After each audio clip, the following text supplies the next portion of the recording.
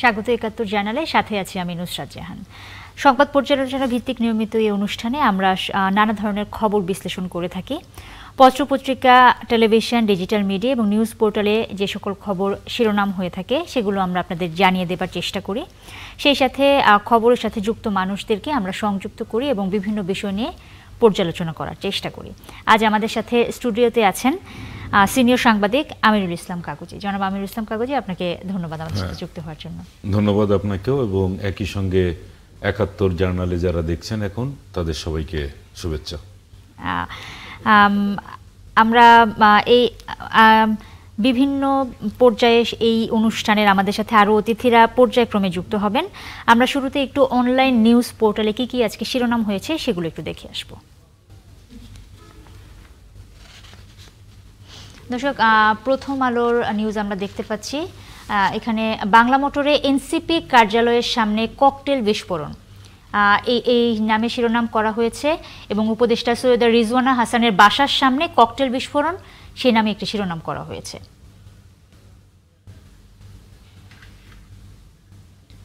Bangla Tribune দেখতে পাচ্ছি, সেখানেও উপদেষ্টা রিজওয়ানা হাসানের বাসার সামনে ককটেল বিস্ফোরণ একটি নিউজ এসেছে, এবং কারণ বাজার মেট্রো স্টেশনের নিচে ককটেল বিস্ফোরণ এই নিউজ দেখা যাচ্ছে। এবং ট্রাইব্যুনাল এলাকায় সেনা মোতায়েন চেয়ে আবারও সেনা সদরে সুপ্রিম কোর্টের চিঠি। ট্রাইব্যুনাল যে বিচার প্রক্রিয়ার মধ্য দিয়ে বিচার গড়ালো শেখ হাসিনার, এ বিষয়ে একটা নিউজ করেছে তারা। bdnews24.com দেখতে পাচ্ছি আমরা, সেখানে আসলে সর্বশেষে বলা হচ্ছে নাশকতাকারীদের গুলির নির্দেশ অতীতের মতো অপব্যবহার হবে না তো, এ বিষয়ে একটা হেডলাইন করা হয়েছে। এবং র্যাবের অভিযান টের পেয়ে মাদক কারবারির গুলি নারী হাসপাতালে, উপদেষ্টা রিজওয়ানার বাসার সামনে হাত বোমা বিস্ফোরণ, এই বিষয়ে একটা শিরোনাম করা হয়েছে। দর্শক, এই ছিল অনলাইন নিউজ পোর্টালগুলোর শিরোনাম। আমরা একটু মূল আলোচনায় যেতে চাই। আমরা আসলে আপনাদেরকে শুরুতেই যেমন বলেছিলাম, সমসাময়িক বিষয়গুলো নিয়ে আমরা আসলে আলোচনা করে থাকি। আমাদের সাথে স্টুডিওতে আছেন সিনিয়র সাংবাদিক আমিরুল ইসলাম কাগজি, এবং আজকে আসলে যে বিষয়টা নিয়ে সবচেয়ে বেশি আলোচনা হয়েছে, জুলাই গণ অভ্যুত্থানে সময় সংগঠিত মানবতা বিরোধী অপরাধের ঘটনায় ক্ষমতাচ্যুত প্রধানমন্ত্রী শেখ হাসিনা সহ ৩ আসামির বিরুদ্ধে করা মামলার রায় ঘোষণা করা হবে আগামীকাল। আমরা আসলে সেটা নিয়ে আলোচনাটা শুরু করতে চাই। আমাদের সাথে অনলাইনে আরও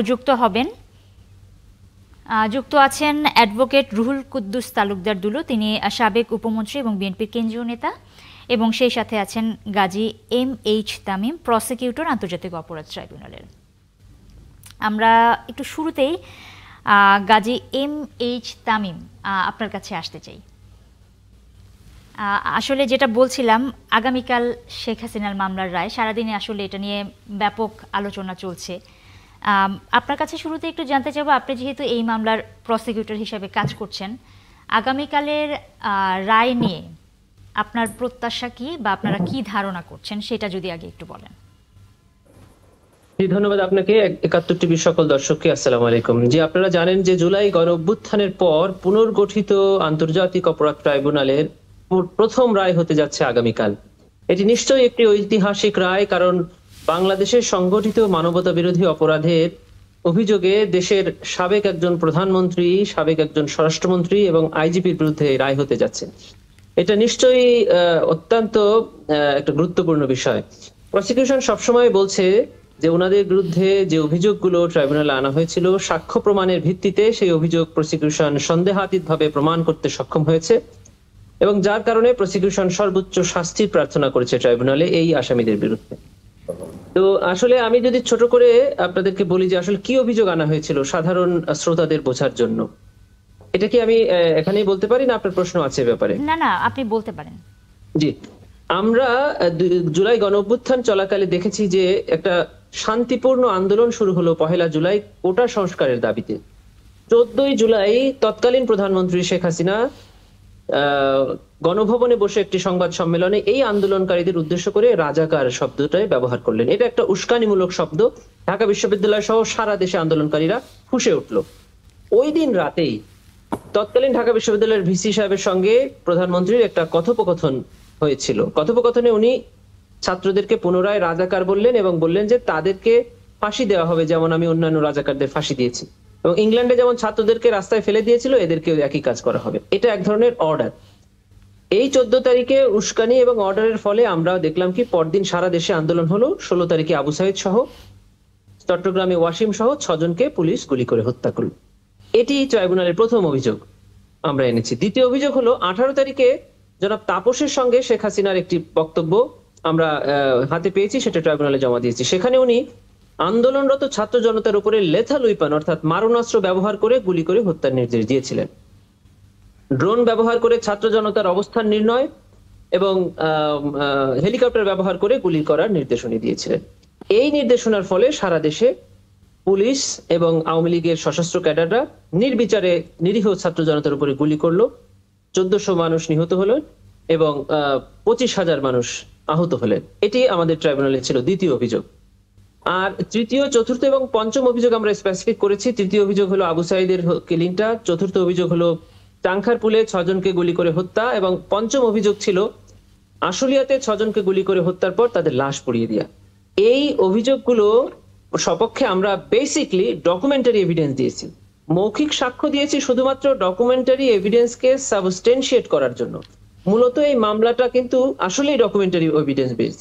এই আধুনিক যুগে যারা যারা তাদের ব্যক্তিগত মোবাইলে ভিডিও বা অডিও ধারণ করেছেন, যে সকল কথোপকথন আমাদের হাতে এসেছে, যেগুলোর ফরেনসিক টেস্ট করে আমরা জমা দিয়েছি, তারই ভিত্তিতে মূলত বিচার হয়েছে। এবং আমরা মনে করছি যে প্রসিকিউশন সন্দেহাতীতভাবে সবগুলো অভিযোগ প্রমাণ করতে সক্ষম হয়েছে। আরেকটি লাইন বলে যায়, সেটা হলো এই আদালতে যেটা হচ্ছে সেটা এক ধরনের আইনি প্রক্রিয়া। আসলে জুলাই গণ অভ্যুত্থান চলাকালেই যারা নিজ চোখে অথবা মিডিয়া আপনাদের গণমাধ্যমের মাধ্যমে দেখতে পেয়েছেন যে তৎকালীন সরকার কিভাবে নির্দেশ দিয়ে ছাত্র আন্দোলনের উপরে পাখির মতো গুলি করে হত্যা করেছে, তখনই প্রত্যেকটি মানুষের অন্তরেই এর বিচার হয়ে গিয়েছে। আচ্ছা, একটা বিষয় জানতে চাই, আপনি বলছিলেন বা আমরা জানি যে 5টা বিষয় আসলে অভিযুক্ত করা হয়েছে। অভিযোগগুলো কি আসলে আপনি যেহেতু প্রসিকিউটর, আপনি বলতে পারবেন নিশ্চয়ই অনেক গুরুতর, এবং এটার প্রেক্ষিতে কি আপনারা আশা করছেন আসলে এই মামলায় শেখ হাসিনার সর্বোচ্চ সাজাই হবে? দেখেন, এই আশাটা শুধু আমি না, এদেশের আপামর জনতাই আশা করছে। কারণ আমরা ট্রাইব্যুনালের পারমিশন নিয়ে এই টোটাল প্রসিডিংসটা আমরা ব্রডকাস্ট করেছিলাম এবং আপনারাও সেগুলো দেখিয়েছেন। সেখানে আমরা ওনার নির্দেশটিকে ট্রাইব্যুনালের ওপেন এজলাসে বাজিয়ে শুনিয়েছি এবং আপনাদের মাধ্যমে সারা দেশে শুনেছে। এটা এখনো ওয়েবসাইটে আছে। উনি নিজে মুখে বলছেন যে আমি লেথাল উইপন অর্থাৎ মারণাস্ত্র ব্যবহারের পারমিশন দিয়ে দিয়েছি, নির্দেশনা দিয়ে দিয়েছি। এটা উনি নিজের মুখে বলছেন এবং বারবার উনি এই কথাটা বেশ কয়েকজনকে বলেছেন। উনি ইনু সাহেবের সাথে ফোনে কথোপকথনে বলছেন যে হেলিকপ্টার থেকে বোম্বিং করার অর্ডার আমি দিয়ে দিয়েছি। উনি মাকসুদ কামাল সাহেবকে বলছেন যে কয়েকটাকে গুলি করে ফেলে দেওয়ার কথা বলেছি। শুধু কি উনি বলেছেন নাকি রেজাল্টটা কি হলো? আমরা দেখেন রেজাল্টটা আমরা দেখিয়েছি যে উনার পরে যিনি আছেন আইন শৃঙ্খলার দায়িত্বে, তিনি হলেন স্বরাষ্ট্রমন্ত্রী। স্বরাষ্ট্রমন্ত্রী যাত্রাবাড়ি থানার সামনে তাকে মোবাইলে যাত্রাবাড়ি এলাকার ওয়ারি এলাকার ডিসি একটা ফোনে ভিডিও দেখাচ্ছেন। এসব ভিডিও আমরা দেখেছি, সাধারণ মানুষ দেখেছে। ভিডিওতে দেখা যাচ্ছে যে ছাত্র জনতাকে গুলি করে হত্যার পর বলা হচ্ছে যে স্যার গুলি করি, মরে একটা আহত হয়, ওই একটাই যায়, বাকিটি যায় না স্যার। এটি হলো আতঙ্কের বিষয়। এই ভিডিওটি আমরা ওই সময় দেখেছি 5ই আগস্টের আগেই। এর কারণে আমি বলছি কি যে এরকম চাক্ষুষ এবং ডকুমেন্টারি এভিডেন্স বেসড মামলা, যেখানে এটা শুধু ট্রাইব্যুনাল না, পৃথিবীর যে কোনো আদালতে যদি এই অকাট্য সাক্ষ্য উপস্থাপন করা হয়, সেখানে আমরা সর্বোচ্চ শাস্তি আশা করতে পারি। আর আপনারা জানেন যে এই আইনের সর্বোচ্চ শাস্তি হলো মৃত্যুদণ্ড। আমরা সেই শাস্তি ট্রাইব্যুনালে প্রার্থনা করেছি। হ্যাঁ, তামিম সাহেব, আপনি দুপুরের দিকে যখন ব্রিফিং করছিলেন তখন একটা কথা বলছিলেন যে সাজার ক্ষেত্রে নারী হিসেবে বিশেষ সুবিধা পাবেন না হাসিনা। তো এই কথাটা কেন আসলো? আচ্ছা, আপনি খুব চমৎকার কথা বলেছেন। এইটা আমি কয়েকটা মিডিয়াতে স্টিকার দেখেছি। এটা অ্যাবসলিউটলি ভুলভাবে উপস্থাপন করা হয়েছে। প্রশ্নটা ছিল যে এখানে যেহেতু একজন আসামি আছে নারী, উনি এইটা পাবেন কিনা। আমার অ্যান্সারটা খুব ক্যাটাগরিক্যালি ছিল। আমি বলেছি যে এটা এই আসামির ক্ষেত্রে না, ট্রাইব্যুনালে অথবা বাংলাদেশের প্রচলিত কোনো ক্রিমিনাল জাস্টিস সিস্টেমে নারী বা পুরুষ রায় প্রদানের ক্ষেত্রে, শাস্তি প্রদানের ক্ষেত্রে বা খালাস প্রদানের ক্ষেত্রে কোনো স্পেশাল অ্যাডভান্টেজ পায় না। জামিন প্রার্থনার ক্ষেত্রে বা জামিন প্রাপ্তির ক্ষেত্রে নারী এবং শিশু আলাদা একটা অ্যাডভান্টেজ পায় বা অসুস্থ ব্যক্তি আলাদা অ্যাডভান্টেজ পায়। আমি এটা বলেছি, আমি নারী এবং শিশুকে আলাদা করে বলেছি। এবং পরের সেন্টেন্সে আমি বলেছি যে উনি শাস্তি পাবে নাকি খালাস পাবে এটা কালকে নির্ধারিত হবে। এই পুরো সেন্টেন্সটা ছিল এরকম। আচ্ছা, আরেকটি কথা কিন্তু আপনি এখন বলার সময় বলেছেন যে যখন শেখ হাসিনা ঘোষণা করলেন যে রাজা কি বলে মুক্তিযোদ্ধার সন্তান বা নাতিপুতিরা পাবে না, তখন কি রাজাকারের নাতিপুতিরা পাবে, এরপরেই সবাই ফুঁসে উঠলো এবং তার এই উস্কানিমূলক বক্তব্যের কারণে আওয়ামী লীগের নেতাকর্মীরা এবং সন্ত্রাসীরাও পর্যন্ত এই আন্দোলনকারীদের উপরে ঝাঁপিয়ে পড়েছে। কিন্তু আমরা এখানে দেখতে পাচ্ছি কিন্তু মাত্র 3 জন আসামি, বাকিদের এখনো পর্যন্ত এখানে কোন রকম ইনক্লুড করা হয়নি। কি কারণে ভাই? আরেকটা কথা আপনি মিস করেছেন। ওই ওবায়দুল কাদের বলেছিল যে এদেরকে ঠিক করার জন্য, এদেরকে নিশ্চিন্ন করার জন্য ছাত্রলীগই যথেষ্ট, এই জন্য আরো খুশি উঠেছিল। এই কথাটা তামিম বললো না, এটা একটা কারণ আমি মনে করি। তখন ওবায়দুল কাদের টেলিভিশনে বললো না যে এদেরকে মানে ইয়া করার জন্য, আন্দোলনকারীদের শায়েস্তা করার জন্য, আন্দোলনকে একবারে নিশ্চিন্ন করার জন্য ছাত্রলীগই যথেষ্ট। যে আমি কি এই প্রশ্নের উত্তরটা দিব? আন্তর্জাতিক অপরাধ ট্রাইব্যুনালের একটা স্পেশাল সিস্টেম হলো যে আপনি একই বিচার ভাগ ভাগ করে করতে পারেন। আর মূলত আন্তর্জাতিক অপরাধ ট্রাইব্যুনালের বিচারটা কমান্ড রেসপন্সিবিলিটি বেসড, মানে আপনি প্রথমে সুপিরিয়র কমান্ডারদেরকে বিচার করবেন। এখানে শেখ হাসিনাকে বিচার করা হচ্ছে দুটি ক্যাপাসিটিতে, একটা হলো উনি সরকার প্রধান, আর একটা হলো তিনি তৎকালীন ক্ষমতাসীন রাজনৈতিক দলের প্রধান। এই দুটি ক্যাপাসিটিতে ওনাকে বিচার করা হচ্ছে। আপনি এইখানে যে 5টি অভিযোগ ওনার বিরুদ্ধে আনা হয়েছে, ঠিক এখান থেকে আবার এই একই 3টি অভিযোগ অন্য ট্রাইব্যুনাল মানে ট্রাইব্যুনাল 2-এ চলছে। চাংখারপুল, আবু সাইদ এবং আশুলিয়ার ঘটনার 3টি ট্রায়াল ট্রাইব্যুনালে চলছে এই 3 জন আসামিকে বাদ রেখে। কারণ এই 3 জন আসামির বিরুদ্ধে আমাদের অভিযোগটা হলো শুধুমাত্র সুপিরিয়র কমান্ড রেসপন্সিবিলিটিতে, যে তারা টপ কমান্ডার হিসেবে অর্ডার দিয়েছেন এবং তার সাবঅর্ডিনেটকে অপরাধ সংগঠনে বাধা দেননি বা তাদের বিরুদ্ধে ব্যবস্থা গ্রহণ করেননি। আর যারা ফিল্ডে এটা এক্সিকিউট করেছে তাদের জন্য সেপারেট ট্রায়াল হচ্ছে একই অভিযোগে। আচ্ছা, আপনার এই ক্ষেত্রে একটু জেনে নেই, এই ক্ষেত্রে আপনার যে রাজসাক্ষী হয়েছেন তিনি কি সুবিধা পাবেন? আমাদের আইনে বলা আছে যে যদি কোনো অ্যাকিউজড যিনি অপরাধের সাথে সম্পৃক্ত ছিলেন তিনি যতটুক সম্পর্কে জানেন ততটুকুর ফুল অ্যান্ড ট্রু ডিসক্লোজার করেন, পূর্ণ এবং সত্য, এই শর্তে তাকে ট্রাইব্যুনাল চাইলে ক্ষমা করতে পারেন। কিন্তু ট্রাইব্যুনালের কাছে এই দুইটা জিনিস স্যাটিসফাই হতে হবে, যে উনি যে বক্তব্যটা দিয়েছেন সেটা ফুল অ্যান্ড ট্রু কিনা। যদি এটা হয় ট্রাইব্যুনাল চাইলে তাকে সম্পূর্ণ মাফ করে দিতে পারেন, চাইলে আংশিক মাফ করে দিতে পারেন, অথবা যদি ট্রাইব্যুনাল মনে করেন যে না তার বক্তব্যে ফুল অ্যান্ড ট্রু হয় নাই তাকে অন্যান্য আসামিদের মতো শাস্তি দিতে পারেন। এখানে ফুল অ্যান্ড আমি একটা কথা বলি, ট্রুথ হলো, পরিপূর্ণভাবে ট্রুথ হলো, এবং তাহলে কি তার রেসপন্সিবিলিটি কি মাফ হয়ে যাবে? মানে তিনিও তো এই সুপিরিয়র কমান্ড রেসপন্সিবিলিটির মধ্যে তিনিও পড়েন, তিনি তো তখন আইজিপি। উনি রাজসাক্ষী, মানে উনি জানেন বলেই যে হ্যাঁ আমি করেছি, আমার সাথে অমুক করেছে, এইভাবে বলতে হবে।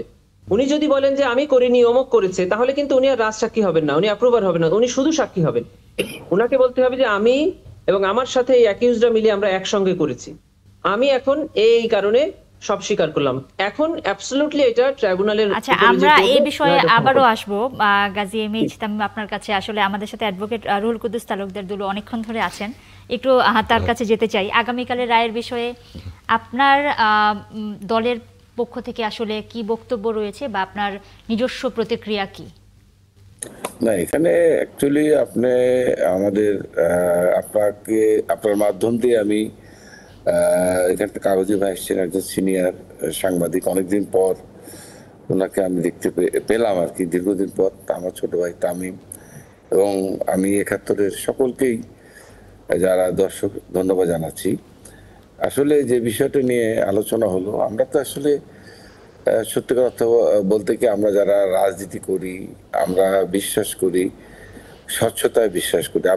আপনি জানেন ইতিপূর্বে কিন্তু স্বৈর শাসক এরশাদেরও জেল হয়েছিল এবং তাকে জেলখানা যেতে হয়েছিল, এবং পরবর্তীকালে আপনারা এও জানেন একটা হাস্যকর, একটা মিথ্যা, একটা অসত্য বেগম খালেদা জিয়াকে দীর্ঘ 12-13 বছর তাকে কোনোভাবেই যখন আটকাতে পারছিল না, ঠিক তখনও কিন্তু একটা মিথ্যা একটা মামলা দিয়ে, যেটা দেশের মানুষ সবাই এটাকে কেউ ঘৃণা ভরে এটা জানিয়েছে, ঘৃণা জানিয়েছে। তো আজকে যেটা তামিম যেটা বলেছে একজন প্রসিকিউটর হিসেবে, তার যে বক্তব্য শুনলাম, আসলে আমাদের এই মানে জাজমেন্টের আগে যে হিয়ারিংটা হয়েছে এটা আমার দেখার সুযোগ হয় না, কারণ যেহেতু আপনারা জানেন যে একটা নির্বাচনী একটা রোড ম্যাপ দেওয়া হয়েছে বা ঘোষণা হয়েছে, আমরা সবাই নির্বাচন ক্যাম্পেইন নিয়ে ব্যস্ত থাকার কারণে এটা টেলিভিশনে দেখার সুযোগ হয় না। তবে আমি যেটা মনে করি যে এরকম, এই যে আমি নিজেও এক সময় বিচারের মুখোমুখি হয়েছি, ঠিক অসত্যভাবে মিথ্যাভাবে আমাকেও জেল দেওয়া হয়েছে। কিন্তু এই যে আজকে জনাব যেটা অ্যাডভোকেট রুহুল কুদ্দুস তালুকদার, আপনাকে একটু থামাতে হচ্ছে, আমাদের একটা বিরতিতে যেতে হবে। বিরতির পর ফিরে এসে আমরা আপনার কাছেই আসবো এবং এখান থেকে আমরা আবার শুরু করব। আমাদের সাথে স্টুডিওতে অতিথি হিসেবে আছেন আমিরুল ইসলাম কাগজি, সিনিয়র সাংবাদিক, আছেন অ্যাডভোকেট রুহুল কুদ্দুস তালুকদার দুলু, সাবেক উপমন্ত্রী এবং বিএনপির কেন্দ্রীয় নেতা। সেই সাথে আমাদের সাথে এই মুহূর্তে যুক্ত হয়েছেন ব্যারিস্টার সাজেদ আলী চৌধুরী, আইনজীবী, বাংলাদেশ সুপ্রিম কোর্টের, এবং অ্যাডভোকেট হুমায়রা নূর, যুগ্ম সদস্য সচিব, এনসিপির। আমরা একটু অ্যাডভোকেট রুহুল কুদ্দুস তালুকদার দুলুর কাছে যেতে চাচ্ছি যে বিরতির আগে আপনি বলছিলেন যে মিথ্যা অসত্য মামলায় আপনাকে একসময় ফাঁসানো হয়েছিল এবং সেই জন্য আপনাকে সাজাও আসলে খাটতে হয়েছে, সেই বিষয়ে আসলে আপনি কথা বলছিলেন। হ্যাঁ, তো আমি যেটা বলছিলাম যে ঠিক এমনিভাবে বেগম খালেদা জিয়াকে মিথ্যা মামলা দিয়ে দীর্ঘ প্রায় এই হাসিনার পতনের মানে এই যে আজকে 5ই আগস্ট যাদের রক্তের বিনিময়ে আজকে যে স্বাধীনতা বা গণতন্ত্র বা আজকের এই মানে স্বাধীনভাবে কথা বলতে পারছি, এই যে আপনার 71-এ কথা বলতে পারিনি, 71-এ কথা বলার পর মামলা হয়েছে, এরকম পরিস্থিতির মুখোমুখি হয়েছে। যাই হোক, আমাদের নেত্রী পরবর্তীকালে মুক্ত হয়েছে। আপনারা এও জানেন তারেক রহমানের বিরুদ্ধে যে মিথ্যা মামলায় রায় দেওয়াকে কেন্দ্র করে সেই জজ সাহেব বাংলাদেশ থেকে পালিয়ে বিদেশে গিয়েও সে মানে মানে কি বিপদের মধ্যে সে তাকে অতিবাহিত হতো, মানে তার মানে মুখোমুখি হতে হয়েছে। তা আজকে আমরা যেটা মনে করি যে আমার প্রসিকিউটর তামিম সাহেব যে উদাহরণটা দিয়েছে, আজকে এই 5ই আগস্টের আগে এই জুলাই মাস 5ই আগস্ট পর্যন্ত 1,500 ছাত্র ছাত্রী জনতার রক্ত, এটা তো মিথ্যা না, এটা তো সত্য। আজকে আমাদের বিরুদ্ধে যেগুলো অভিযোগ বা 71 মানে স্বাধীনতা বিরোধীর দেলাওয়ার হোসেন সাঈদী, উনি এগুলো কথা বলতে অনেক সময় লাগবে, আমি বলতে পারবো না। সাঈদী ভাই আমরা একসঙ্গে জেলে ছিলাম, নিজামী ভাই আমরা একসঙ্গে জেলে ছিলাম, এগুলো এক্সপ্লেন করতে গেলে সময় লাগবে। আমি তো বলতে চাই না ওদের কিভাবে জেল, ওদেরকে কিভাবে ফাঁসি দেওয়া হয়েছে। আজকে কিন্তু 50 বছর পর এসে তাদেরকে ফাঁসি দেওয়া হয়েছিল, কার্যকর করা হয়েছিল। কিন্তু আজকে যে রায়টা আগামীকাল বা আজকে হতে যাচ্ছে, এটা কিন্তু অনেক আগেকার না, এটা ইনস্ট্যান্ট। এই যে কয়েকদিন আগের ঘটনা, আজকে সাক্ষী প্রমাণ এবং তাদের টেলিফোনে তাদের বক্তব্য, তাদের মানে সবকিছু কিন্তু প্রমাণিত। এখানে কোনো কিছুই মানে প্রশ্নবিদ্ধ না, অসত্য না, মিথ্যা না। তো আমরা এদেশের একজন নাগরিক হিসেবে আমরা অবশ্যই প্রত্যাশা করি যে আজকে অবৈধভাবে এই যে 15টা বছর, এই আমার জীবনে প্রায় 8-10 বছর আমি জেলখানে কাটালাম, এই যে আমার জীবন থেকে 8টা বছরে কি ফেরত দিতে হবে শেখ হাসিনা?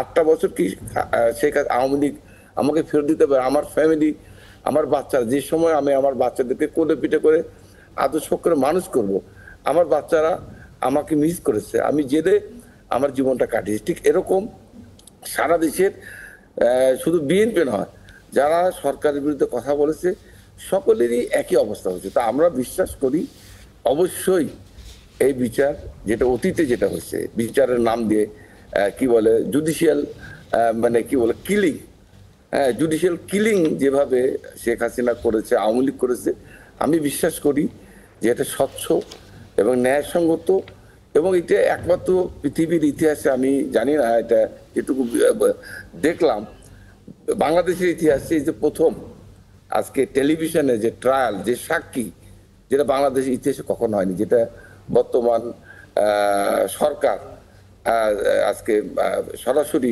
টেলিভিশনের মাধ্যমে মানুষের দেখিয়েছে, যেটার মধ্যে কোনো মানে ত্রুটি বা কোনো রকমের সন্দেহের কোনো কিছু অবকাশ নাই। আমরা আশা করছি যে এটার অবশ্যই একটু প্রশ্ন করে দিই। হ্যাঁ, অ্যাডভোকেট রুহুল কুদ্দুস তালুকদার দুলু, আপনাকে একটা প্রশ্ন, সেটা হচ্ছে ইতিমধ্যে আপনি হয়তো দেখেছেন কিনা জানি না, শেখ হাসিনা কিন্তু কয়েকটা আন্তর্জাতিক মাধ্যমে সাক্ষাৎকার দিয়ে বলেছেন যে এই আদালত, আন্তর্জাতিক অপরাধ ট্রাইব্যুনালের স্বচ্ছতা নিয়ে তিনি প্রশ্ন তুলেছেন। হ্যাঁ, এটাকে তিনি ক্যাঙ্গারু কোর্ট বলেছেন। এটার ব্যাপারে আপনার বক্তব্য? না, উনি অনেক কিছুই বলতে পারেন। উনি আজকের এই পরিণতির জন্য তার মুখটাই যথেষ্ট। হ্যাঁ, ওনার এই মুখের জন্যই কিন্তু আজকে শুধু উনি না, এই আওয়ামী লীগের মধ্যে একটা ঐতিহ্যবাহী রাজনৈতিক দলকে উনি ধ্বংস করে দিয়েছে শুধু ওনার কারণে। হ্যাঁ, ওনার এই কথাবার্তা, তার ব্যঙ্গ করে মানুষকে ছোট করে, আপনি দেখেছেন কাগজি ভাই, এই যে আমাদের নেত্রীকে যেদিন তার জীবনের স্মৃতিময় সেনা ভবনে, যেখানে শহীদ প্রেসিডেন্ট জিয়াউর রহমান, যেখানে তারেক রহমানের কোকর যেখানে জন্ম হয়েছে, তার সেই জন্মের বাড়ি থেকে যেভাবে ব্যঙ্গ করে বাড়ি থেকে কাঁদতে কাঁদতে এক কাপড় দিয়ে বের করে দিয়েছিল, সেদিন উনি বলেছিলেন ব্যঙ্গ করে, কত কথাই না বলেছিলেন। দেখেন আজকে সেই খালেদা যে আজকে বেঁচে আছে, উনি কিন্তু বলে নাই, ওনাকে যখন ওই গণভবনতে বের হয়ে যখন পালিয়ে চোরের মধ্যে ছেড়ে চলে গেল, তখন বেগম খালেদা জিয়া কিন্তু ব্যঙ্গ করে কিছুই বলেন, উনি বলেছেন এর বিচার আল্লাহ করবে।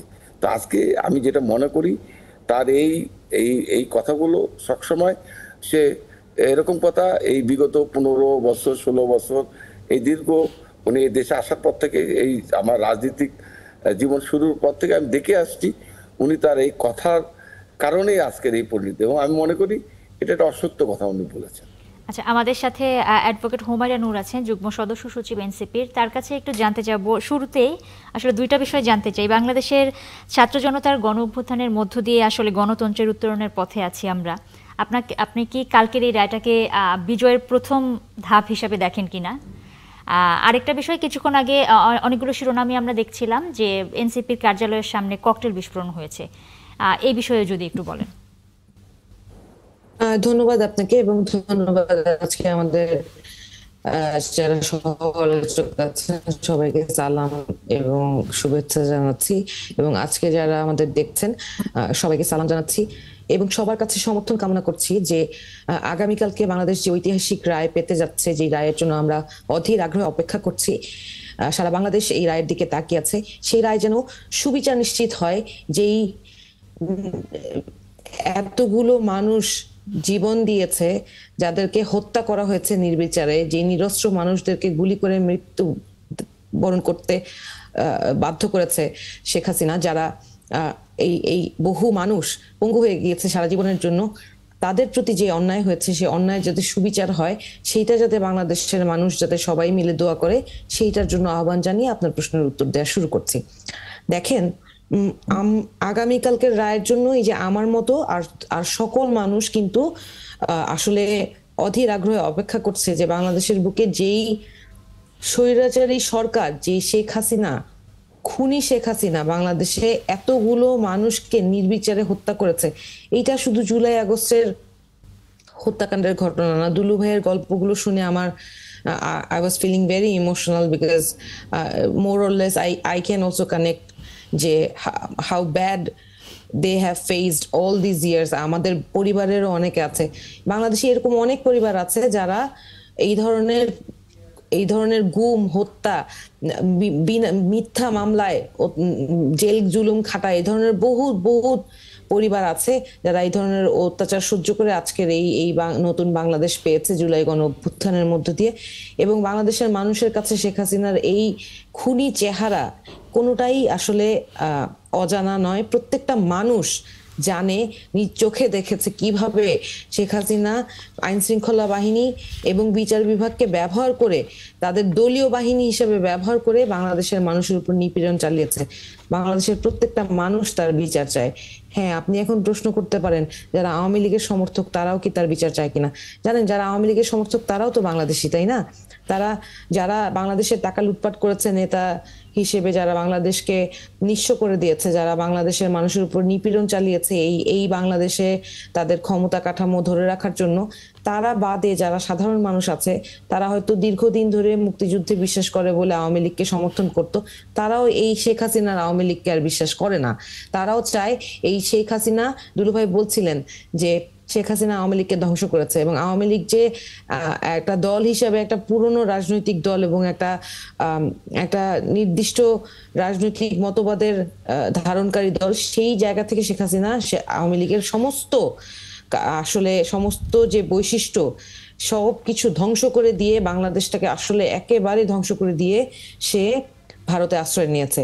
এবং তাকে যারা আশ্রয় প্রশ্রয় দিচ্ছে তাদেরও বিচার চাই আমরা, এবং আমরা বাংলাদেশের আইন অনুযায়ী শেখ হাসিনার সর্বোচ্চ সাজা হোক, এটাই আমরাও চাই এবং সারা বাংলাদেশের মানুষ এইটাই চায়। এখন আজকে আমি আসলে কিছুক্ষণ আগেই আমাদের পার্টি অফিস থেকে ফিরেছি। আমি অফিস থাকা অবস্থায় ককটেল বোমা বিস্ফোরণ শুরু হয়। যেহেতু বাসায়ও আমাদের পরিবার আছে, তারা বেশ উদ্বিগ্ন বোধ করছিল। আইন শৃঙ্খলা বাহিনী ওখানে উপস্থিত থাকা সত্ত্বেও বেশ কয়েকবার ককটেল বোমা বিস্ফোরণ হয়েছে। এমনকি আজকে উপদেষ্টা রেজওয়ান হাসান ম্যামের বাসায় সামনেও, উনি আমাদের শিক্ষক ছিলেন, ওনার বাসার সামনেও ককটেল বোমা বিস্ফোরণ। বাংলাদেশের বিভিন্ন জায়গায় বেশ কিছুদিন ধরে আমরা দেখছি যে গাড়ি পোড়ানো, বিল্ডিং এ আগুন দেয়া, এইগুলো আমরা যখন গত 15-16 বছর আগে, হয়তো আমাদের বয়স হয়তো কম ছিল, কিন্তু এই ধরনের ঘটনাগুলো শেখ হাসিনা এবং তার দোসররা তারাই করে অন্য রাজনৈতিক দলের উপরে এই ধরনের। আচ্ছা, আমি আপনার কাছে আসবো। আমাদের সাথে ব্যারিস্টার সাজ্জাদ আলী চৌধুরী আছেন, তার কাছে একটু যাব।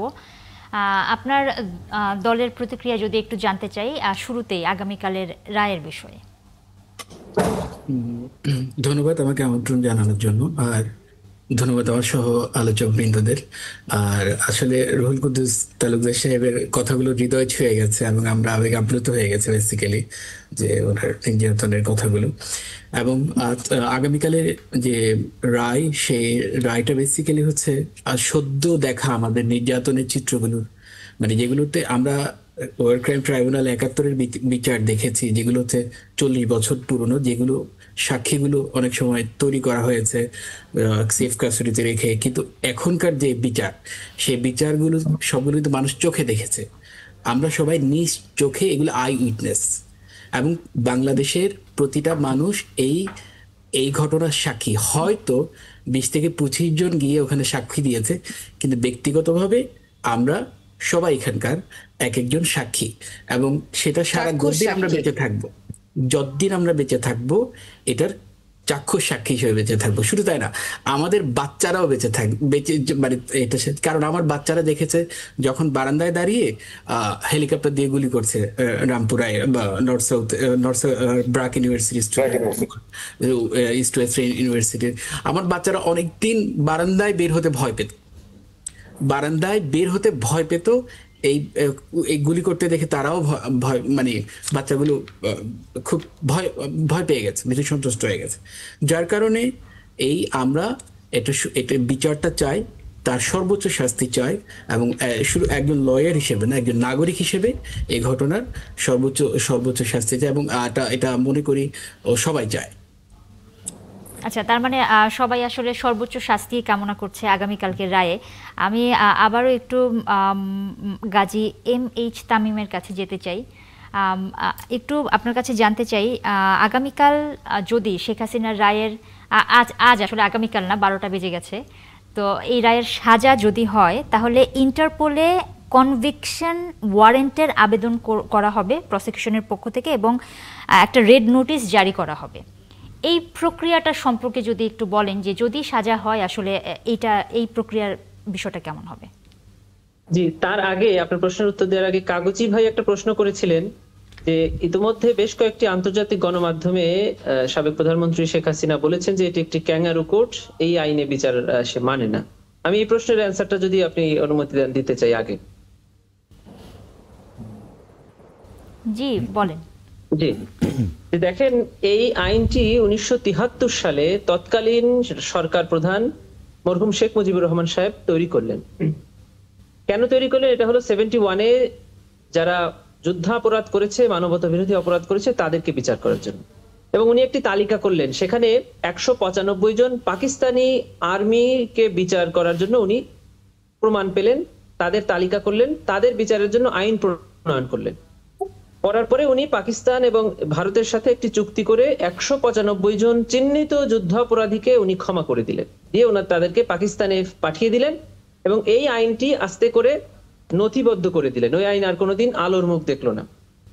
ঠিক 73-এর পরে 2009 সালে এসে মরহুম শেখ মুজিবুর রহমান সাহেবের কন্যা এই আইনটাকে আবার নথি থেকে খুলে এটার একটা অ্যামেন্ডমেন্ট করলেন। অ্যামেন্ডমেন্টটা কি? সেটা হলো 73 সালের আইন এসেছিল যে শুধু সামরিক বাহিনীর বিচার করা যায়। 2009 সালে এসে শেখ হাসিনা এখানে ইন্ডিভিজুয়াল শব্দটি যোগ করে বেসামরিক ব্যক্তির বিচারের প্রভিশন যুক্ত করলেন, করে এখানে তৎকালীন বিরোধী দলীয় রাজনৈতিক দলের বেশ কয়েকজন শীর্ষ নেতাদের বিচার করলেন।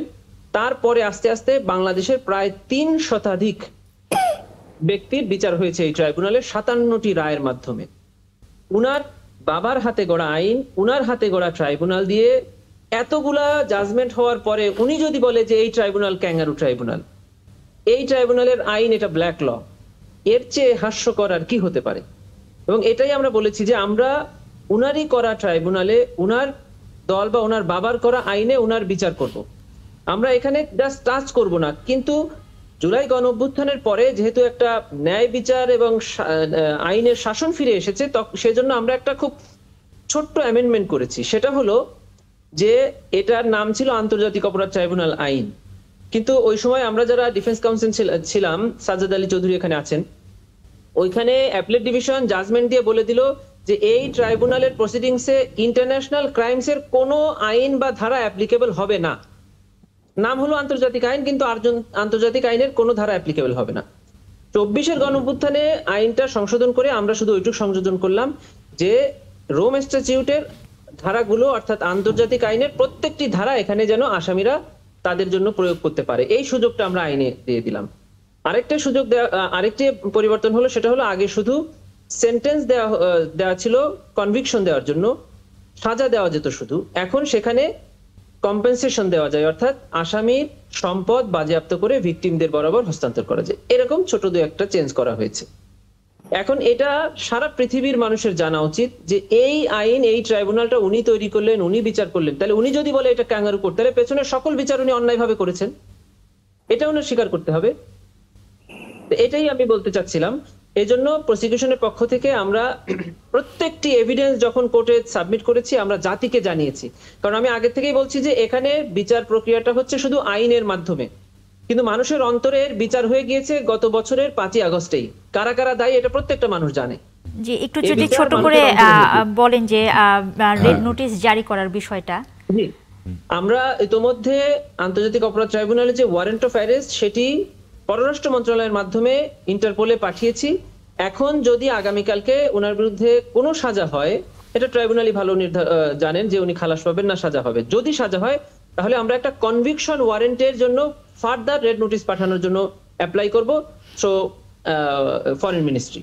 এটা আমরা করব। এটার প্রক্রিয়াটা খুবই সহজ। এটা প্রসিকিউশনের পক্ষ থেকে এই জাজমেন্টের একটা কপি দিয়ে এটা চাইতে হয়, এবং আমরা আশা করছি যে উনাকে ভারতে উনি যেহেতু আছেন এবং ভারতের সাথে উনার সময় অর্থাৎ 2013 সালে করা এক্সট্রাডিশন ট্রিটি উনি নিজেই সাইন করেছেন, এবং এখনো পর্যন্ত সেই ট্রিটিতে উনার সাইন এবং তৎকালীন ভারতের প্রধানমন্ত্রীর সাইন, যে বাংলাদেশি কোনো কনভিক্টেড অ্যাকিউজড যদি ভারতে থাকে তাহলে ভারত তাকে বাংলাদেশে প্রত্যার্পণ করতে বাধ্য, এবং বাংলাদেশে যদি কোনো ভারতের অ্যাকিউজ থাকে তাহলে বাংলাদেশ এটা ভারতে ফিরিয়ে দিতে বাধ্য।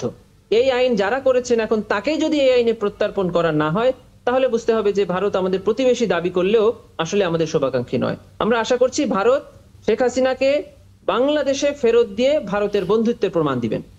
আচ্ছা, এই ক্ষেত্রে ভারত যদি সহযোগিতা না করে তাহলে বাংলাদেশ সরকারের কি করণীয় আছে? যে আমাদের এখানে 4জন লয়ার আছেন। আমরা সবাই জানি যে আন্তর্জাতিক আইনের এক্সিকিউশনটা বা ইমপ্লিমেন্টেশনটা আসলে নাই।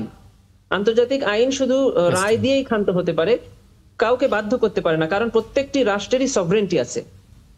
কোন রাষ্ট্রের তবে একটা কাজ করা যায়, সেটা হলো মানুষ দেখবে তাদের সাথে ব্যবসায়িক সম্পর্ক, কূটনৈতিক সম্পর্ক স্থাপনের ক্ষেত্রে বা চালিয়ে যাওয়ার ক্ষেত্রে তখন এগুলো অনেকটা বিবেচনার জন্য আসে, যে রাষ্ট্র তার ট্রিটি ব্রেক করলো, যা ট্রিটি ব্রিচ করলো এবং তার সাথে বন্ধুত্ব সম্পর্ক রাখলো না, তার সাথে সম্পর্কটা সেরকমই হবে, এইসব বিষয়ে আসে। কিন্তু আমরা কোনো এক্সিকিউশনের করে অথবা কোনো আদালতের মাধ্যমে ভারত থেকে ওখানে ফিরে আনার জন্য ফোর্স করতে পারবো না, কিন্তু আমরা চাইতে পারবো। আচ্ছা, আমাদের সাথে আন্তর্জাতিক আইনের দুর্বলতা। জি, অ্যাডভোকেট রুহুল কুদ্দুসের কাছে যদি একটু জানতে চাই, আগামীকালের রায়কে ঘিরে আসলে ধারণা করা হচ্ছে এক ধরনের নাশকতা তৈরি হতে পারে, যদিও স্বরাষ্ট্র উপদেষ্টা বলেছেন আসলে কোনো ধরনের নাশকতা হলে সেটা শক্ত হাতেই দমন করা হবে। আপনারা কি ভাবছেন বা আপনাদের কোনো প্ল্যান আছে কিনা আগামীকালকে রায়কে ঘিরে? আমি আসলে আপনার মাধ্যম দিয়ে একটা কথা মনে করিয়ে দিতে চাই। এখানে আমার হুমায়রা নূর, তারপরে তামিম, সাজ্জাদ সাহেবের বয়স অনেক ছোট। আমি জানি না 2001 সালে এদের বয়সটা কত ছিল, আমি ঠিক বুঝতে পারছি না, হয়তো অনেক ছোট। আমি খালি একটা জিনিস মনে করি যে কাগজি ভাই সিনিয়র, কাগজি ভাই এগুলো দেখেছে, মনে থাকার কথা। 2001 থেকে 6 সাল পর্যন্ত আমরা কিন্তু ক্ষমতায় ছিলাম, 4 দলীয় ঐক্য। তখন আওয়ামী লীগ, শেখ হাসিনা বহু আমাদের বিরুদ্ধে আন্দোলন করেছে, ককটেল মেরেছে, গাড়ি পুড়িয়েছে, বিভিন্ন রকমের ক্ষমতা থেকে নামানোর জন্য যত রকমের ষড়যন্ত্র, চক্রান্ত, আন্তর্জাতিক, এবং আপনারা দেখেছেন আমাদের বিরুদ্ধে যখন ওই যে কি একটা, ওই যে কি ইন্টেলেকচুয়াল কি যেন একটা নাম, ওই যে কি ঘাতক দাঁড়ানো কমিটির কি যেন একটা, ঘাতক দালাল নির্মূল কমিটি কি যেন একটা, এইটা আরো একটু আগে 91 না, এইটা আরো ঘাতক দালাল নির্মূল কমিটি, এটা আরো আগে 91। উনি তখন এই ইন্টারন্যাশনাল বিভিন্ন জায়গায় ওই সময় নতুন করে করেছিল সেক্টর কমান্ডার্স ফোরাম, মানে আমাদের বিরুদ্ধে, সরকারের বিরুদ্ধে অপপ্রচার, যে আমরা হিন্দুদেরকে অত্যাচার করতেছি, মানে অপপ্রচার করে। আর পরও আমি যে কথাটা বলার জন্য এই কথাটা বলছি, সেটা হচ্ছে যে আমরা 2001 সালের 28 অক্টোবর ক্ষমতা ছেড়েছি, একদিন আগেও না, একদিন পরেও না। এবং 29 তারিখে আপনাদের মনে করে দিতে চাই, 29 তারিখে হাসিনা লগি বৈঠা দিয়ে জামাতে ইসলামের 4 জন কর্মীকে এই পয়েন্টের সামনে, 28 তারিখে, 28 তারিখ, ওটা 28 তারিখ, হ্যাঁ 28 তারিখ, ঠিক না, হয়তো তাই হবে। বাট আমরা তখন ক্ষমতা ছেড়ে দিলাম, তার আগ পর্যন্ত কিন্তু আওয়ামী লীগ মাঠে কেন কোনো জায়গায় দাঁড়াতে পারেনি। বিকজ আমি এটা বলতে চাচ্ছি, যতই আস্ফালন করুক, যতই ককটেল মারুক, ভয় ভীতি দেখিয়ে, কারণ এরা বাংলাদেশের মানুষ অভ্যস্ত যে এই প্রতিটা, ইতিপূর্বে বাংলাদেশের এই যে বেগম খালেদা জিয়াকে কুমিল্লা এই যে গাড়িতে আগুন, এটা তো ওপেন টু সবাই জানে, এটা ডিজিএফআই, এনএসআই, হাসিনা করায় বেগম খালেদা জিয়াকে ওই মামলা আসামি করেছে, এটা বাংলাদেশের মানুষ সবাই জানে যে ওরা এটাতে অভ্যস্ত। তো আমি আপনার মাধ্যমে এটুকু বলতে চাই, রায় অবশ্যই স্বাভাবিকভাবে হবে এবং এখানে কোনো বাধাগ্রস্ত করে বা কোনো রকম প্রতিবন্ধকতা করার কোনো সুযোগও নেই। আমি বিশ্বাস করি যে আল্লাহর অশেষ রহমত, কৃতজ্ঞতা জানাই যে আজকে যেভাবে এই যে আমাদের এই জি লাইনে মনে হয় কোনো সমস্যা হয়েছে। আমরা একটু ব্যারিস্টার সাজ্জাদ আলী চৌধুরীর কাছে যেতে চাই। জামাতে ইসলাম সহ 8টি দল এই মুহূর্তে একটি কর্মসূচিতে রয়েছে এবং তাদের কর্মসূচি আসলে এই দেশের এই যে যেটা জুডিশিয়াল কিলিং, যেটা তামিম খুব সুন্দরভাবে বুঝিয়ে দিয়েছে, যেটা আমাদের কাগজি ভাই প্রশ্ন করেছে যে 1973 সালে তার বাবা যে আইন করে গেছিল, সেই আইনেই আজকে তাকে বিচারের মুখে হতে হচ্ছে। কারণ শুধু আজকে আল্লাহ যে আছে পৃথিবীতে, আল্লাহ আমাদের যে যে বিচার, যে বিচারক, আগামীকালকে বিচারের মাধ্যমে আবার নতুন করে প্রমাণিত হবে অন্যায় করে কেউ কখনো টিকে থাকতে পারেনি, আগামী দিনেও পারবে না ইনশাআল্লাহ। জনাব রুহুল কুদ্দুস তালুকদার, আপনি থাকুন আমাদের সাথে। গাজী MH তামিম, আপনাকে অনেক ধন্যবাদ আমাদের সাথে এতক্ষণ যুক্ত থাকার জন্য। আপনার মাধ্যমে আমরা অনেক গুরুত্বপূর্ণ তথ্য জানতে পারলাম এবং আগামীকালকের রায়ের জন্য আসলে সারা দেশবাসী উন্মুখ হয়ে আছে। ধন্যবাদ আমাদের সাথে এতক্ষণ থাকার জন্য। একটা বিরতির সময় হয়েছে দর্শক, 71 জানালে একটা বিরতির পর আবারও ফিরে আসছি। দর্শক, আরও একবার আমন্ত্রণ 71 জানালে, আপনাদের সাথে আছে আমি নুসরাত জাহান। আমাদের সাথে এই মুহূর্তে আছেন ব্যারিস্টার সাজ্জাদ আলী চৌধুরী, আইনজীবী, Bangladesh supreme court, advocate Humaira Noor, যুগ্ম সদস্য সচিব এনসিপির, এবং অ্যাডভোকেট রুহুল কুদ্দুস তালুকদার দুলু, সাবেক উপমন্ত্রী এবং বিএনপির কেন্দ্রীয় নেতা। আমরা একটু আগে ব্যারিস্টার সাজ্জাদ আলী চৌধুরীর কাছে যেতে চাই। যেটা বলছিলাম, জামাত সহ 8টি ইসলামী দল এক ধরনের কর্মসূচিতে ছিল, এখনো আছে। ইসির সাথে তাদের আজকে একটি বৈঠক হয়েছে, আর সম্ভবত আগামীকালও আসলে আগামীকাল আজকে বৈঠকটি হবে। কি কি বিষয় নিয়ে আসলে আলোচনা হতে পারে এবং কর্মসূচি স্থগিতের বিষয়ে আপনাদের কোনো পরিকল্পনা আছে কিনা?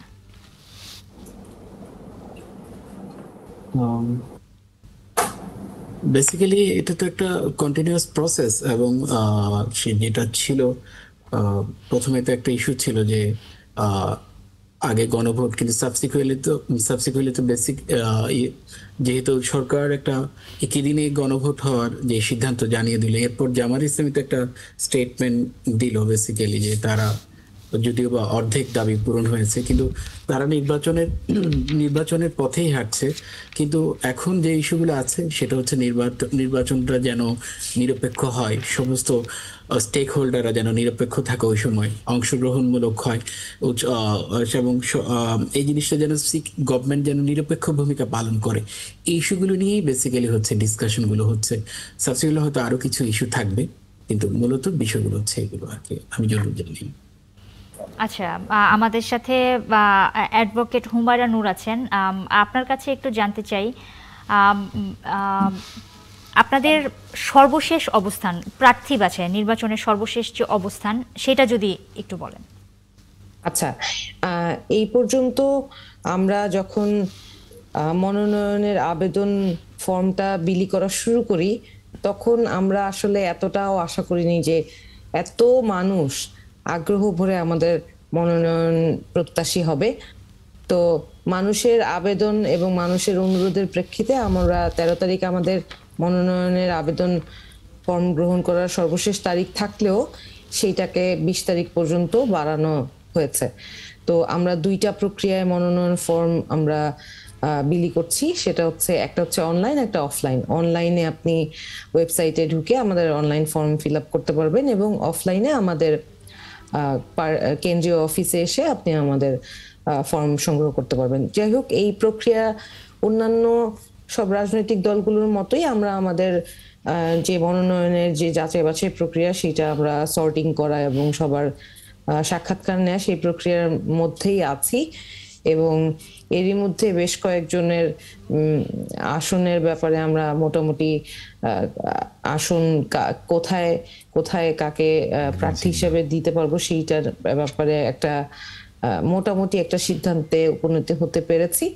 আমাদের প্রায় গতকালকে পর্যন্ত প্রায় 1100+ মনোনয়ন ফর্ম বিলি হয়েছে, এবং আমরা এই প্রক্রিয়াটা আশা রাখছি যে এই 20 তারিখে আমাদের 22 তারিখের মধ্যে ইনশাল্লাহ আমরা 300 আসনেই আমাদের প্রার্থী ঘোষণা করতে পারবো।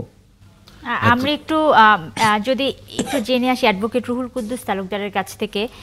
ফখরুল ইসলাম আলমগীর আজকে বলেছেন যে গতকালের কথা আসলে এটা অনেকটা বিভ্রান্তি, হতাশা এবং অনিশ্চয়তার মধ্য দিয়ে এই নির্বাচনের সম্ভাবনা দেখা দিয়েছে। আসলে বিভ্রান্তি এবং হতাশাটা কোথায়? না, এখানে আপনি তো জানেন যে বিভ্রান্তি মানে কি, এই যে ফ্যাসিস্ট, এই 5 তারিখের পর থেকে কিন্তু তারা তাদের ষড়যন্ত্র এবং তাদের চক্রান্ত তারা কিন্তু থেমে নাই। এই যে আজকে এই ককটেল ফুটানো, এই যে গাড়িতে আগুন দেওয়া, এই যে আমাদের বিরুদ্ধে অভিযোগ করতো কি অগ্নি সন্ত্রাস,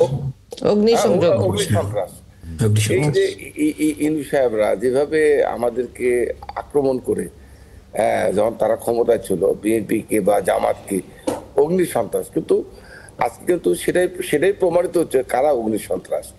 আজকে ধরেন এই যে বেগম খালেদা জিয়ার বিরুদ্ধেও রায় দিয়েছে, আমরা সেদিন হাজার হাজার মানুষ, লাখো মানুষ রায়ের পরে কিন্তু আমরা একত্রিত হয়েছে না, এবং বলেন একটা ঘটনা সেদিন ঘটেছে, এটা অন্যায়ভাবে যে তার রায় দেওয়া হয়েছিল, আমরা কিন্তু বিচারের আইনের মাধ্যমে যাওয়ার চেষ্টা করেছি, এমন কোনো ঘটনা ঘটে। আজকে এই দলের নেতা একসময় শেখ মুজিব ছিল একটা গুন্ডা টাইপের মানুষ, তার মেয়ে ঠিক একইভাবে একই স্টাইলে এদেশে ওই তার মানে আওয়ামী তন্ত্র প্রতিষ্ঠা করার চেষ্টা করে যাচ্ছে। তো আমরা মনে করি যে আজকে যে আমাদের অ্যাডভোকেট হুমায়রা আছে বা অ্যাডভোকেট সাজ্জাদ আলী সাহেব আছে, আমরা আজকে যে আমাদের ত্যাগের বিনিময়ে যে অর্জন, এই অর্জন কোনোভাবে যেন বিঘ্ন না হয়, ব্যাহত না হয়।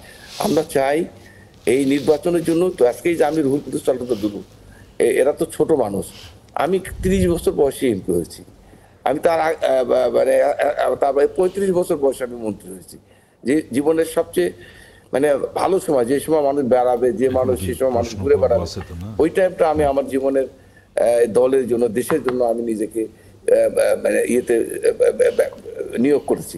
তো আজকে ধরেন সে সময় যদি আমি এমপি মন্ত্রী না হতাম, আজকে 24টা বছর, 2001 সালের অক্টোবর মাসের 1 অক্টোবর আমি এমপি হয়েছি লাস্ট। তার আগে 2-3বার এমপি হচ্ছে। আমি লাস্ট এমপি হচ্ছে আমি 2024 সালে। এই 24টা বছর আমাকে আমার এলাকার মানুষ আমাকে ভোট দিতে পারেনি। অর্থাৎ 2008 সালে আমি জেলে 2 বছর, 2014 সালে আমি জেলে প্রায় 2 বছর, 2018 সালে জেলে আবার 2024 সালে এই যে লাস্ট, আমি মারাত্মক অসুস্থ ছিলাম, আপনারা দেখেছেন টেলিভিশন বা পত্রিকার মাধ্যমে, মৃত্যুর মুখোমুখি। সেই অবস্থায় আমাকে ছাড়েনি, আমি জেলখানে গেছি। আমি যেটা বলতে চাচ্ছি, এই নির্বাচনের জন্যই তো আমরা এই দীর্ঘ দিন অপেক্ষা করেছি। এই নির্বাচনের মাধ্যমে একটা জবাবদিহিমূলক সরকার আসবে। আমি বিশ্বাস করি হয়তো রাজনীতির কারণে জামাতি ভাইয়েরা বা আমরা যারা রাজনীতি দল আছি অনেক কথাই হবে। আমি মনে করি যে এই অনিশ্চয়তা, এই সুযোগটা যেন ফ্যাসিস্ট না পায়, এটা আলোচনার মাধ্যমে কি গণভোট বা কবে হবে কি হবে না, এটা আমি বিশ্বাস করি যে এটা আলোচনা করে এটা খুব কঠিন একটা বিষয় না, এটা সমাধান হবে এবং ইনশাআল্লাহ নির্ধারিত সময় নির্বাচন হবে। এতে করে সন্দেহ যেটা, এটা এই ফ্যাসিস্টরাই আমাদের মধ্যে বিভেদ বা সন্দেহের সুযোগটা সৃষ্টি করার চেষ্টা করেছে। আমি বিশ্বাস করি আমার পার্টির মহাসচিব যথার্থই হয়তো বলেছেন যে ফ্যাসিস্টরা চেষ্টা করছে, ফ্যাসিস্ট এজেন্টরা, বিশেষ করে পার্শ্ববর্তী রাষ্ট্র যারা এই দীর্ঘদিন আমাদের উপর আধিপত্যবাদ, সাম্রাজ্যবাদী তন্ত্র আমাদের উপর চালিয়ে গিয়েছে, তাদের সেই ইয়ে তো এখনো যায় না। তারা তো মারাত্মকভাবে ক্ষতিগ্রস্ত, কারণ তাদের মেন এজেন্ট ক্ষমতা থেকে পালিয়ে গেছে। মেন এজেন্ট যার মাধ্যমে এদেশের তাদের মানে সাম্রাজ্যবাদী তন্ত্র প্রতিষ্ঠিত করেছিল, আজকে তারা নাই। আর এই জন্য তারা দিশাহারা হয়ে কিভাবে আমাদের মধ্যে বিভেদ সৃষ্টি করানো যায় সেই চেষ্টায় চালিয়ে যাচ্ছে। আর এতে করেই আমাদের মহাসচিব আশঙ্কা করছেন, এটাই আমি মনে করি। দুলু ভাইয়ের কথাটা যদি একটু খেয়াল করেন, দেখেন যেই গণ অভ্যুত্থানে আমরা সবাই দলমত নির্বিশেষে একটা প্ল্যাটফর্মে এসে দাঁড়িয়েছিলাম বাংলাদেশটাকে মুক্ত করার জন্য, আজকে আগামীকালকে সকালের যে বিচারের রায়, সেই রায়কে সামনে রেখে কিন্তু আবারও আমাদের সকলের রাজনৈতিক মতভেদ ভুলে গিয়ে আমরা কিন্তু একই জায়গায় একসাথে কাঁধে কাঁধ মিলিয়ে দাঁড়িয়েছি। সুতরাং কোনো পরাশক্তি যদি আমাদেরকে পরাহত করার চেষ্টা করে, কোনো ষড়যন্ত্র করে, তাদের মনে রাখা উচিত যে বাংলাদেশিরা আগে নিজের দেশের মাটিকে তো নিজের রক্ত দিয়ে, নিজের সর্বচেষ্টা দিয়ে এক হয়ে এগুলোকে প্রতিহত করতে জানে। সুতরাং বাংলাদেশের বিরুদ্ধে ষড়যন্ত্র করার আগে, কোনো পরাশক্তিকে সুযোগ দেওয়ার চেষ্টা করার আগে মানুষকে এদেরকে আসলে দুবার ভাবা উচিত। এই শেখ হাসিনা বিদেশে বসে এই আওয়ামী লীগের রাজনীতি করবে আর বাংলাদেশে সন্ত্রাস কায়েম করবে, মানুষকে ভয় দেখাবে, এইটা বাংলাদেশের মানুষ আর মেনে নেবে না। আমরা দলমত নির্বিশেষে সবাই এক হয়ে এই সন্ত্রাসী কার্যক্রমকে প্রতিহত করব। আচ্ছা, তিনজনই এখন যেহেতু এক জায়গায় আছেন, তিনজনের কাছেই আমার প্রশ্ন, তাহলে এই যে একে অপরের বিরুদ্ধে আমরা মাঝে মধ্যেই দেখতে পাচ্ছি অনৈক্য, তারপরে একজন আরেকজনের বিরুদ্ধে বিষোদ্গার এবং কাদা ছোড়াছড়ির কাজটা কিন্তু চলছে, যে কারণে মানুষ কিন্তু ভাবছে যে মনে হয় যুদ্ধাংদেহী মনোভাব নিয়ে সবাই নির্বাচনের মাঠে বা এখন আন্দোলনের মাঠে আছে। এই তিনজনই আছেন আপনারা, তিনজনই বলেন এটা আপনাদের কেন এই ধরনের মানুষের মধ্যে এই ধরনের পারসেপশন কেন তৈরি হচ্ছে, বলেন আপনাদের নিয়ে। কাগজ ভাই, হুমায়রা তো আমার সন্তানের মতো, ও যথার্থই বলেছে। ও যেটা বলেছে, আমাদের রাজনৈতিক মত পার্থক্য, আদর্শগত ভেদাভেদ যেটাই থাকুক না কেন, একটা জায়গায় কিন্তু আমরা ঐক্য। ফ্যাসিস্টের সাথে কোনো আপোষ নাই। ফ্যাসিস্ট যেন বাংলাদেশের মাটিতে কোনো ষড়যন্ত্র চক্রান্ত নতুন করে বাংলাদেশে এসে মাথা চাড়াতে উঠবে, এই একটা জায়গায় আমরা ঐক্য। এবং বিশ্বাস করি যে আমরা এই যেটাই আমাদের মতো পার্থক্য সন্দেহ বা যে কাছে থাক না কেন, কোনোভাবেই এই এই সন্ত্রাসবাদ এবং বাংলাদেশের মাটিতে আর কোনো অগণতান্ত্রিক, অবৈধ এবং অন্যায়, অবিচার, সন্ত্রাস, এই যে বোমাবাজি, এই যে আগুন দেওয়া, এটা কোনোভাবে আমরা ঐক্যবদ্ধভাবেই ইনশাল্লাহ আগামী দিনে সেই দিন এসছে, আমরা ঐক্যবদ্ধভাবে এটা প্রতিহত করবো ইনশাল্লাহ। জি, ব্যারিস্টার সাজ্জাদ আলী চৌধুরী আছেন, আপনিও যদি বলেন এই বিষয়ে। আচ্ছা, এই ক্ষেত্রে আমার কথা আমি একটু অ্যাড করি ওনাদের সাথে। সেটা হচ্ছে বেসিক্যালি জামাত তো তার নিবন্ধন হারিয়ে ফেলেছিল, প্রতীক হারিয়ে ফেলেছিল, এবং তাদের নেতারা হাসি মুখে ফাঁসির দড়ি গলায় ঝুলিয়ে শাহাদাত বরণ করেছে। আসলে এই সবকিছুর উদ্দেশ্য একটাই, বাংলাদেশে গণতন্ত্রের চর্চাটা আবার ফিরিয়ে আনা, এবং বিএনপি অবশ্যই আমাদের সাথেই ছিল, সহযাত্রী যেটাকে বলতে গেলে। কিন্তু মতৈক্য যে বিষয়টা ছিল সেটা হচ্ছে কিছু ইস্যু থাকবে, যেহেতু দুটো আলাদা রাজনৈতিক দল, রাজনৈতিক প্ল্যাটফর্ম, আদর্শিক প্ল্যাটফর্ম, অবশ্যই মতৈক্য থাকবে। যে কিন্তু নির্বাচনের ট্রেনে জামাত উঠে গেছে, বিএনপি উঠে গেছে। জামাত সবার আগে 300টা আসন ঘোষণা করেছে, এবং শুধু তাই না, তারা গভর্নমেন্টের সাথে বিভিন্ন সময় বলেছে নির্বাচন কখন হওয়া উচিত, বৃষ্টির সিজনে না হয়। জামাতের আমিরও স্পেসিফিক্যালি বলেছে, পরামর্শ দিয়েছে। শুধু তাই না, জামাত নির্বাচন আরো বেশি করে চায়, কারণ এর মধ্যে ইউনিভার্সিটি বিভিন্ন সংসদীয় ইলেকশনগুলোতে তারা ভূমিধস বিজয় পেয়েছে, যার কারণে তারা আরো বেশি কনফিডেন্ট। হাওয়ার কি হবে বাস্তবে সেটা দ্যাট ডিফারেন্ট ইস্যু, বাট তারা খুবই কনফিডেন্ট যে তারা ভালো করবে। শুধু তাই না, গণতন্ত্র চর্চার জন্য তাদের এখন মূল যে জিনিস সেটা হচ্ছে ইলেকশনটা যেন নিরপেক্ষ হয়, স্টেক হোল্ডাররা যারা অর্গানাইজ করছে, যারা স্টেক হোল্ডার, সরকারের মধ্যে যারা কাজ করছেন, তারা যেন নিরপেক্ষ থাকেন। কারণ আমি ব্যক্তিগতভাবে এখনো ভোট দিতে পারি না, আমার চুলদারি পেকে গেছে, কিন্তু আমি এখনো একবারও ভোট দিতে পারি না আমার এই বয়সে। এই ইস্যুটা হচ্ছে এই জায়গায় যেন নিরপেক্ষ থাকে এবং উৎসব মুখর যেন ইলেকশন হয়, সবাই যেন পার্টিসিপেট করে।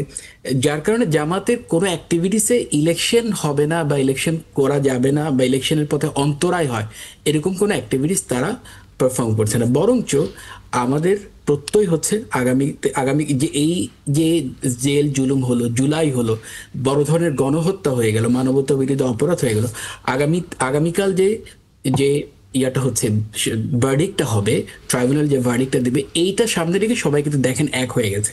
আমরা কিন্তু এখানে কোনো নেগেটিভ কথা বলছি না, কারণ আমাদের ইন্টেনশনটা হচ্ছে পজিটিভ। বাংলাদেশের গণতন্ত্র চর্চা ফিরিয়ে আনা, বাংলাদেশের যে অপরাধগুলো হয়ে গেছে, অপরাধগুলো হয়ে গেছে, জুলুমগুলো হয়ে গেছে, এবং সেগুলোর বিচার হওয়া, এবং সেই বিচারের কালকে কিন্তু শেষ নয়, কালকে কিন্তু শুরু, এইটা চলতে থাকবে। কারণ এই বিচার প্রক্রিয়া যদি শুরু হয়ে যায়, যেমন কতক্ষণ আগে মনে একটা এই প্রশ্নটা আমি পাইনি, যদি আপনারা যদি পারমিশন দেন আমি সাপ্লিমেন্ট করি। যেমন বলা হচ্ছে শেখ হাসিনা নারী হিসেবে কোনো সিম্পেথি পেতে পারে কিনা কনভিকশনের ক্ষেত্রে। কেন সে কনভিকশনের সিম্পেথি পাবে? কারণ আমরা তো এখন কাজী নজরুলের ভাষায় যদি বলতে হয়, বিশ্বে যা কিছু মহান সৃষ্টি চিরকল্যাণ তর, অর্ধেক তার গড়িয়েছে নারী, অর্ধেক তার নয়। এখানে তো আমরা তো জেন্ডার ইকুয়ালিটি নিয়ে কথা বলছি সব জায়গায়, নারীরা সব জায়গায় সমান অধিকার, সমান সম্মান সবকিছুই পাচ্ছে। তাহলে যখন একজন ক্রাইম করবে, তাহলে সে কেন তার কনভিকশনটা নারী হিসেবে সে তার কম পাবে? অবশ্যই সে ভালোই পাওয়া। যেমন ধরেন আমরা জার্মানিতে যদি দেখতে পাই, যেমন ইনমা গ্রিজ, তিনি ছিলেন সামান্য একজন নারী পাহারাদার নাফসি বাহিনীর, তাকে ডেথ সেন্টেন্স দেওয়া হয়েছে 1945 সালে এবং এক্সিকিউট করা হয়েছে। শুধু তাই না, ওই সময় এলমা কোচ, একজন ক্রাইম এগেন্স্ট হিউম্যানিটির কারণে তাকে যাবজ্জীবন দেওয়া হয়েছে। শুধু তাই না, যুক্তরাষ্ট্রের দিকে তাকালে সিরিয়াল কিলার সামান্য একজন 7 জন পুরুষকে মেরে ফেলেছে এক ভদ্রমহিলা, আইলিন ওটনেস, তাকে 7 জন পুরুষকে মারার কারণে তাকে কনভিকশন দেওয়া হয়েছে এবং লেথাল ইনজেকশন দিয়ে ডেথ সেন্টেন্স এক্সিকিউট করা হয়েছে। যার কারণে এখানে তো 1400-1500 মানুষের প্রাণ, 1500 জলজন্ত মানুষ সামনে দাঁড়িয়ে যুদ্ধের মতো করে, একটি দেশ সিভিলাইজ একটা কান্ট্রির মধ্যে হেলিকপ্টার দিয়ে, সেনাবাহিনী নামিয়ে, বিজিবি নামিয়ে, পুলিশের, র্যাব সবাই মিলে হত্যা করেছে একটা উৎসব মুখর ভাবে। তাহলে তাকে কেন কম কনভিকশন দেওয়া হবে? আমরা এই ক্ষেত্রে সব দল সবাই একমত যে ওনার প্রপার সাজা হওয়া উচিত ওনার সহযোগীদের প্রপার আমরা সাজা। আমরা শেষের দিকে আমরা না? একদমই শেষের দিকে তাহলে একটা বিরতি just নিতে হবে। ও বিরতি নিতে হবে। একটা বিরতির সময় হয়ে গেছে, আমরা ফিরে এসে আবারও আপনাদের সাথে কথা আর- বলবো। দর্শক, আরো একবার আমন্ত্রণ ৭১ জার্নালে। আমাদের সাথে স্টুডিওতে আছেন আমিরুল ইসলাম কাগজি এবং অনলাইনেও ৩ জন অতিথি আছেন। আচ্ছা, আমি হুমায়রা নূর একটু ছোট্ট করেই প্রশ্ন করবো এবং ছোট্ট উত্তর দিবেন, তার কারণ এখন আর সময় নেই। আপনারা বলেছেন আপনাদের মনোনয়নের ক্ষেত্রে সৎ রিক্সা চালক হবেন সংসদ সদস্য প্রার্থী, এটা আপনারা চেয়েছেন। তো পার্লামেন্টে পাঠাবেন আইন প্রণয়নের জন্য, তাহলে সেখানে কি এই সৎ হোক, কিন্তু এর রিক্সা চালক পাঠালে কি আপনি আইনের ওই বিষয়গুলো তার কাছ থেকে পাবেন কিছু? বলেন। আচ্ছা ছোট করে কাগজি ভাই, উত্তর দিন। ছোট করে উত্তর যদি দিতে বলেন, ধরেন একজন রিক্সা চালক হলো কিন্তু সে বাংলাদেশের একজন নাগরিক, এবং বাংলাদেশের রিক্সা চালকরা এখন অনেক অনেক বেশি বাংলাদেশের ব্যাপারে, রাজনীতির ব্যাপারে অত্যন্ত সচেতন। সুতরাং একজন রাজনীতি সচেতন মানুষের যদি অভিজ্ঞতা থাকে এবং সে বাংলাদেশের রাজনীতির ইতিহাস, বাংলাদেশের ভবিষ্যৎ সম্পর্কে তার যদি স্পষ্ট ধারণা থাকে, তাহলে সে অবশ্যই বাংলাদেশ পুনর্বিনির্মাণে সে একজন সংসদের সদস্য হিসেবে অংশগ্রহণ করার তার অধিকার আছে। একজন নাগরিক হিসেবে সে বাংলাদেশের অন্যান্য জনগণকে প্রতিনিধিত্ব করার তার অবশ্যই অধিকার আছে। হ্যাঁ, এখন আইন প্রণয়নের বিষয়টা ধরেন মোটা দাগে যদি আমি বলি, উনি যেই পেশায় আছেন সেইটুকু যদি উনার বুঝ হয়, বাংলাদেশে উনারও অধিকার আছে যে উনি সংসদে বসে বাংলাদেশের অন্য 10 জন মানুষের জন্য প্রতিনিধিত্ব করবেন। বাংলাদেশে কি এই পর্যন্ত সমস্ত সংসদীয় আসনের প্রতিনিধিরা অনেক শিক্ষিত লোক ছিলেন, বা অনেক অনেক সবাই কি অনেক অর্থবিত্তশালী পরিবার থেকে বিলং করতেন? অনেক নিম্ন আয়ের মানুষও কিন্তু সংসদে গিয়েছেন এবং অনেক কম শিক্ষিত মানুষও সংসদে গিয়েছেন। সুতরাং একজন রিক্সা চালকের অধিকার আছে সংসদে যাবার। এর সময় সাথে খুব অল্প, আমি আপনি যদি অন্য একটা কাউকে শেষ প্রশ্ন না, করেন। অন্য কাউকে শুধু একটা বক্তব্য আমি যেটা বলতে চেয়েছি যে এই 24 আমাদেরকে অনেক কিছু দেখিয়ে দিয়ে গেছে, অনেক কিছু শিখিয়ে দিয়ে গেছে। আগামীকালকের রায় আমাদেরকে আরো অনেক কিছু শিখাবে যে বাংলাদেশের মানুষের প্রতি অবিচার, অন্যায় করার পরিণতি কি হতে পারে, এবং সেটা থেকে আমাদের প্রত্যেকটা রাজনৈতিক দলের শিক্ষা নেওয়া উচিত। আচ্ছা, সবাইকে শুভরাত্রি। ধন্যবাদ হুমায়রা নূর। ব্যারিস্টার সাজ্জাদের কাছে একটা প্রশ্ন। আমি কয়েকদিন আগে দেখতে পাচ্ছিলাম যে আপনাদের সেক্রেটারি জেনারেল একটা বলছেন যে ধানের কি বলে দাড়ি পাল্লা দেখলে পরে বিসমিল্লাহির রহমানির রহিম বলে সিল মারবেন এবং সিল মারার পরে আলহামদুলিল্লাহ বলবেন।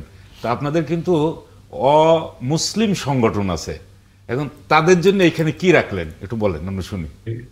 আসলে রাজনৈতিক ল্যাঙ্গুয়েজ গুলো অনেক সময় রূপক অর্থে ব্যবহার হয়। এখন উনি হয়তো এটা জাস্ট যেখানে উপস্থিত ছিলেন সেখানকার সার্কামস্টেন্সেস তো আর আমার সামনে ক্লিয়ার না। হয়তো এটা উনি যদি বলে থাকেন, I don't know whether he said this sentence, এটা আছে, এটা দেখবেন আপনি একেবারে সমস্ত জায়গায় ইউটিউবে ভাসছে। জাস্ট রূপক অর্থে, রূপক অর্থে। যেমন একটু আগে আমাদের হুমায়রা আপা তামিমকে বলছিল যে বের হওয়ার সময় আয়াতুল কুরসি পড়ে বের হয়ে কালকে সকালে। তো এটা হচ্ছে জাস্ট রূপক অর্থে, মানে মানুষকে উজ্জীবিত করা, মানুষকে কনফিডেন্ট দেওয়া এবং পজিটিভ একটা বার্তা দেওয়া। এটা আসলে আমি মনে করি এর চেয়ে বেশি কিছু না, এবং এটা আসলে মনে করি সমালোচনার তেমন একটা বিষয় এটার মধ্যে পড়ে। শেষ করব অ্যাডভোকেট রুহুল কুদ্দুস তালুকদার দুলুকে দিয়ে, যে আপনি কিন্তু বারবার বলছিলেন যে যেহেতু নির্বাচনী ট্রেনে চলে গেছে বাংলাদেশ, তারপরও কেন এই অনিশ্চয়তা কেন দেখতে পাচ্ছেন এর মধ্যে, একটু বলেন। ছোট করে বলতে হবে। আমি বলছি ওই কথার আগে এই যে আমার হুমায়রা নূর যে কথাটা বলেছে, আমি একটা কথা বলি কাগজি ভাই, আপনি বলেছেন রিক্সাওয়ালা। আমার বাবা, আমি জাস্ট মরে যাওয়ার পরে ওনার একটা লিফলেট আমি দেখেছি তার সিন্দুকের মধ্যে। বাবার একটা সিন্দুক ছিল, তখন তো ছোট ছিলাম, তো সিন্দুক খুলে বাবা মারা যাওয়ার পরে আর কি দেখলাম তার একটা লিফলেট। তো আমার বাবা পার্লামেন্ট ইলেকশন করেছে ওটা 1962 সালে। তো ওনার ইয়েতে লেখা ছিল, আমার বাবার নাম হচ্ছে ডাক্তার নাসিরউদ্দিন তালুকদার, কৃষক সন্তান ডাক্তার নাসিরউদ্দিন তালুকদারকে সংসদ সদস্য হিসেবে সাইকেল মার্কা ভোট দিন। জাস্ট এটা আমার মনে আসছে। তো আমি কথাটা এই জন্য বললাম যে রিক্সাওয়ালা হোক আর কৃষক হোক, জনগণ যদি চায়, আজকে এই যে আমাদের পার্টি যে মনোনয়নটা দিয়েছে, আমার জায়গায় যদি একজন রিক্সাওয়ালা আমার থেকে যদি জনপ্রিয় হতো, যাচাই বাছাই করে যদি বিএনপি মনে করতো ওই রিক্সাওয়ালা জনপ্রিয়, আমি রুহুল কুদ্দুস তালুকদার কিন্তু বাদ পড়ে যেতাম। এর হচ্ছে বাস্তবতা। এখন জনগণ যদি চায়, সে রিক্সাওয়ালা হোক আর কৃষক হোক, এটা ম্যাটার করে না। আর আপনি যেটা বলছেন, যেটা উত্তর, সেটা হচ্ছে যে যেহেতু নির্বাচনটা এই ডে ওয়ান থেকে একটা সন্দেহ একটা আমাদের হাতে আসলে একদমই সময় নেই, আমাদের শেষ করতে হচ্ছে। আমরা মনে করি ইলেকশন অবশ্যই, যেহেতু প্রধান উপদেষ্টা এবং জামাত বা এনসিপি বা বিএনপি আমরা সকলে মিলে নির্বাচন চাই, এবং বিফোর রোজা আশা করছি ইনশাআল্লাহ নির্বাচন হবে। এখানে সন্দেহের আর কোনো অবকাশ জি জি, অনেক ধন্যবাদ আপনাদের তিনজনকে আমাদের সাথে যুক্ত হওয়ার জন্য, সেই সাথে আমিরুল ইসলাম কাগজি, আপনাকে অনেক ধন্যবাদ আমাদের সাথে এতক্ষণ থাকার জন্য। দর্শক, এই ছিল আজকের ৭১ জার্নালে। আগামীকাল আবারও দেখার আমন্ত্রণ জানিয়ে আজকে এখানেই শেষ করছি।